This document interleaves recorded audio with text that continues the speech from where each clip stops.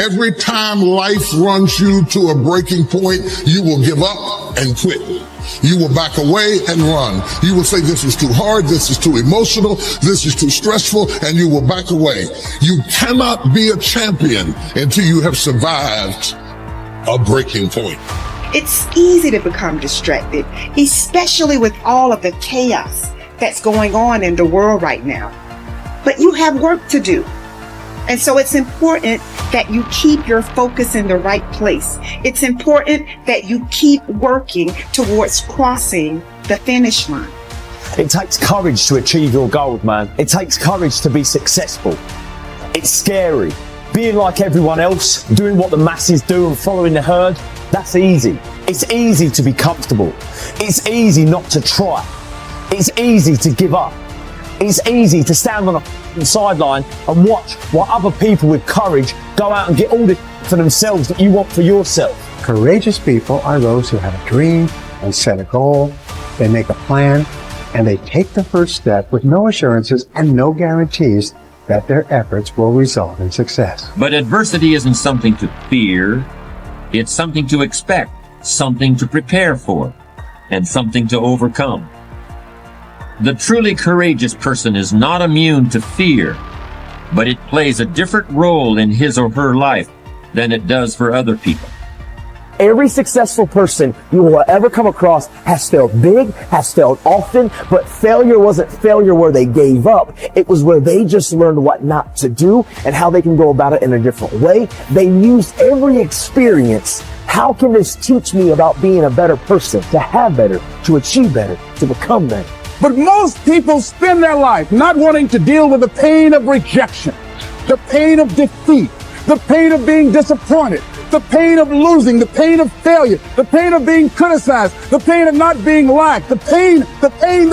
That's called life. Don't react against a bad situation. Merge with that situation instead, and the solution will arise from the challenge.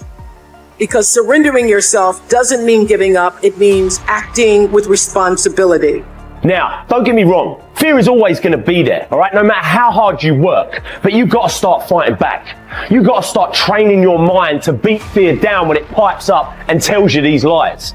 If you want it, then go and get it. Don't wait till everything is perfect, because it's never going to be perfect.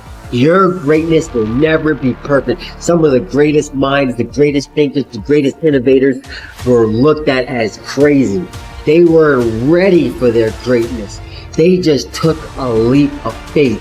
Jump and grow wings on your way down. We're built for struggle, us human beings.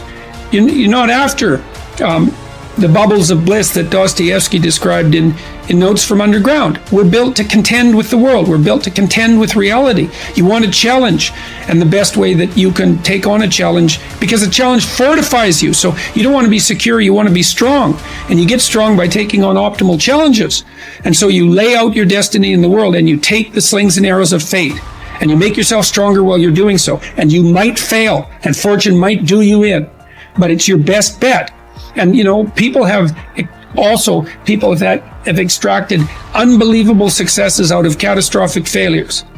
And I'm not saying that in a naive way. I know perfectly well what happens to people. You're doing fine in life, and then you get cancer, and then 6 months later you're dead.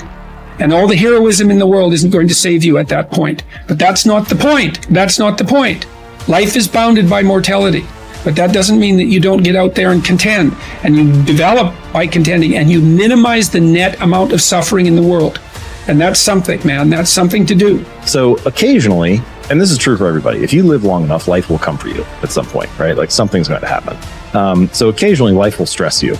But when life doesn't challenge you, I think it's important to challenge yourself, because otherwise you're just living in this optimal environment, air conditioning, and everything else is super easy. You can get all the information in the world at your fingertips. You never have to if you think about how crazy just eating is in the modern world. So previously, when we lived in tribes, you had to expend energy to get calories. At a minimum, you were foraging for berries, but otherwise you probably had to run something down and kill it, or part of a group hunt, or all kinds of other things. Now you can get calories without expending any. All you have to do is just tap Uber Eats on your phone or something. It'll show up at your door, and you can just sit on the couch, which is of course, like a recipe for poor health, but also just the game has completely changed now. We've transcended a lot of our evolutionary programming and natural situations. And so you need to be careful about designing that to serve you rather than to work against you, because it can very easily nudge you in the other direction. Dare to go forward. Winston Churchill once said, "Courage is rightly considered the foremost of the virtues because upon it all others depend." Courage is the chief distinguishing characteristic of the true leader. It is almost always visible in the leader's words and actions. It is absolutely indispensable for success, happiness, and the ability to motivate other people to be the best they can be. Follow through on your vision. In a way, it is easy to develop a big vision for yourself and for the person you want to be. It is easy to commit yourself to living with complete integrity, but it requires incredible courage to follow through on your vision and on your commitments. You see, as soon as you set a high goal or standard for yourself, you will run into all kinds of difficulties and setbacks. Refuse to compromise. You will be surrounded by temptations to compromise your values and your vision. You will feel an almost irresistible urge to get along by going along. Your desire to earn the respect and cooperation of others can easily lead to the abandonment of your principles. And here is where courage comes in. Stick to your principles. Courage combined with integrity is the foundation of character. The first form of courage is your ability to stick to your principles, to stand for what you believe in and to refuse to budge unless you feel right about the alternative. Courage is also the ability to step out in faith, to launch out into the unknown, and then to face the inevitable doubt and uncertainty that accompany every new venture. Avoid the comfort zone. Most people are seduced by the lure of the comfort zone. This can be likened to going out of a warm house on a cold, windy morning. The average person, when he feels the storm swirling outside his comfort zone, rushes back inside where it's nice and warm. But not the true leader. The true leader has the courage to step away from the familiar, comfortable, and to face the unknown with no guarantees of success. It is this ability to boldly go where no man has gone before that distinguishes you as a leader from the average person. This is the example that you must set if you are to rise above the average. It is this example that inspires and motivates other people to rise above their previous levels of accomplishment as well. First of all, you have to remind yourself that it's okay to feel the way you feel when you're going through a difficult time. It's okay to feel weak. It's okay to want to cry. It's okay to feel overwhelmed. Just reminding yourself that it's okay. This is my number one way of how to find strength in difficult times, is reminding yourself the way you feel is okay. To honor that feeling, to accept that feeling, to actually be okay with that. What we see or what we perceive to be a weakness, or what we perceive to let us down, or what we perceive is a sign of, instability or insecurity.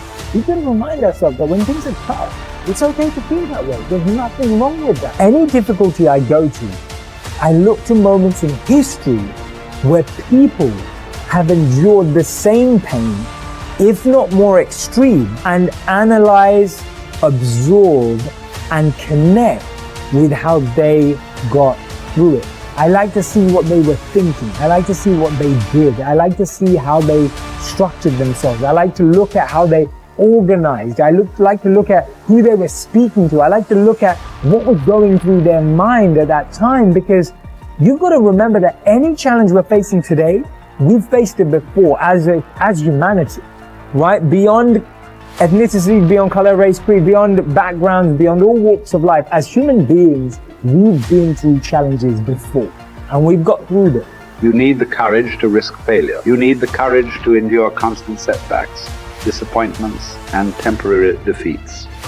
You need to learn to deal with failure by realizing that it is an indispensable prerequisite for success. You need the courage to treat failure as an opportunity to more intelligently begin again. You need to overcome the fear of failure by doing the things you fear over and over again, and then by resolving to bounce rather than break when things don't work out for you.